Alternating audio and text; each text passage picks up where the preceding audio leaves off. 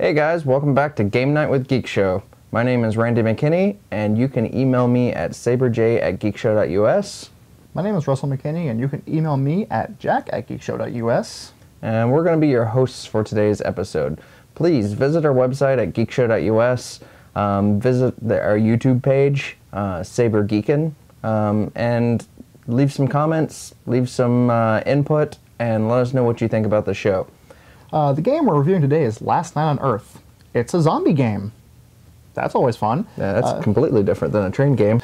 Anyways, it's published in 2007 by Flying Frog Productions. Yeah, that was what. Yeah, and it was designed by Jason C. Hill. It's 2 to 6 players, 1 to 3 hours, and it has an expansion that came out in 2008. Which we'll also be covering today. Yeah. That's the Growing Hunger expansion. Now, there's a lot about this game, and we're going to be covering a lot about it. But just real quick, with the Growing Hunger expansion, we got some new characters. I think 4 new characters. And then we got 2 new map pieces. And then several new scenarios that you can play the game with, as well as a new type of zombie, red zombies. And those have some special rules that we'll go over a little bit in the gameplay explanation. So stick around and we'll get right to that.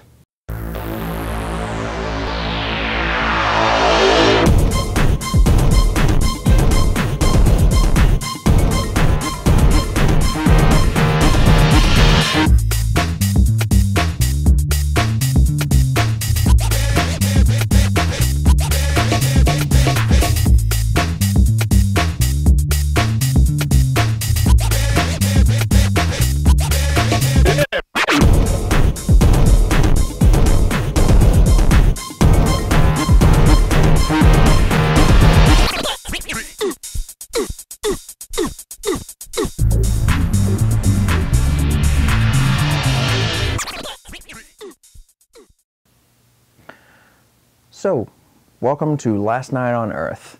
This game is a pretty simple game to play, but even so, there's a lot of complexities that you may have to go over in the rule books yourself.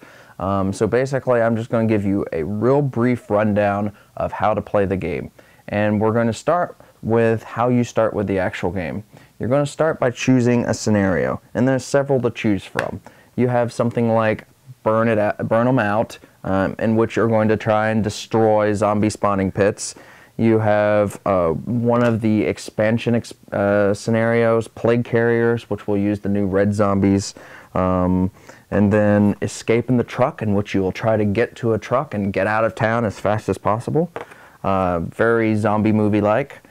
Defend the manor, in which you will try to hole up in a manor house and defend it. Zombie apocalypse, burn it to the ground, save the townsfolk, and then the basic standard scenario, die zombies die. So you will pick one of these scenarios. Either if your group of players can just choose one, that would be best. You can also pick one randomly, however you would like to do it.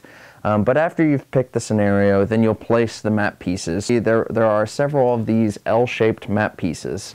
And you're looking at about, I think there's 8 after the expansion comes out, 6 to begin with, and you're going to pick 4 of those randomly in each game you play in, and it will put the outlying areas of the town square. Now, the town square is generally just going to be a 3x3 grid, but occasionally you will play with the manor house in scenarios like Defend the Manor. So for the sake of this tutorial, we will be looking at just the standard layout of the map. Now, when you play, you will choose, there will always be 4 humans, and the human characters will be played by how many ever players there are. So if there are only 2 players playing, one person will be a zombie, and the other person will control all 4 human players, or all 4 human characters. And if there are 3 players playing, then 2 people will be the humans and 1 person will be the zombie. And the annoying thing is when you get to 4 and 6 players, because then you will be playing as 2 zombies and 2 humans, or 2 zombies and 4 humans. So that gets a little annoying because the rules for playing as double zombies can kind of be a little vague and a little annoying in my opinion. But just looking at the basic rules, let's say we're playing as one person as the zombies and one person as the humans. So generally, after you get used to the basic rules, the game will let you pick out your own human characters. And this is fun because you'll develop favorite characters that you can play as. And the way we always like to play is that each person picks a human and then passes the pile to how many ever players are playing as the humans, and then you rotate so that everybody gets first choice, then second choice, etc. So, for the sake of this tutorial, I've picked out Jenny the farmer's daughter, Amanda the prom queen, Sally the high school sweetheart, and Sam the diner cook. And it's a really interesting group of characters, 3 teenagers, and teenagers have this weird thing where they have very little health, and they have the ability to heal themselves as a trade-off. And then the adult human characters will have a lot of health that you can use, but do not have the ability to heal themselves. Each character will also have special abilities that you will grow to like, and that's generally why you end up liking certain characters. For instance, Jenny the farmer's daughter has the ability that when she's testing whether or not a weapon breaks, she gets to add or subtract 1 to any roll. And also, while in the cornfield or the barn, she may roll an extra fight die. Looking at one of my favorite characters, Sam's abilities, he only gets 1 extra ability because he has 3 wound markers in addition to the 4th dead marker, so he can take 4 hits before he dies, whereas most of the adults can only take 3. But he also has the ability that he may cancel any zombie fight card used against him on a roll of 4+, which can come in really handy as long as you remember to use it. And another one of my favorites is Sally, the high school sweetheart, and she may not use guns except for the revolver, but once per fight she may force a zombie player to reroll any number of its fight dice. So that comes in very handy.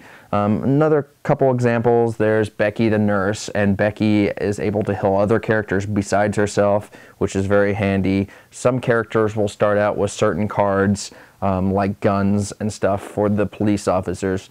Very handy, very neat. But basically each character is going to start in a certain place, and the cards will tell you where they start.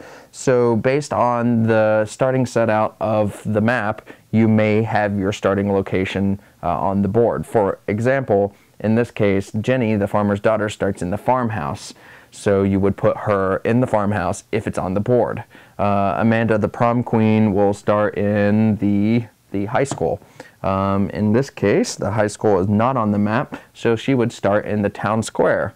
Sally, the high school sweetheart, will also start in the high school, so she will start in the town square. And Sam, the diner cook, would start in the diner, which is on the board. So once you pick your building, you can choose any space in that building to start them out in. Jenny can start in either the farmhouse locations, and Sam can start in one of the 4 diner locations.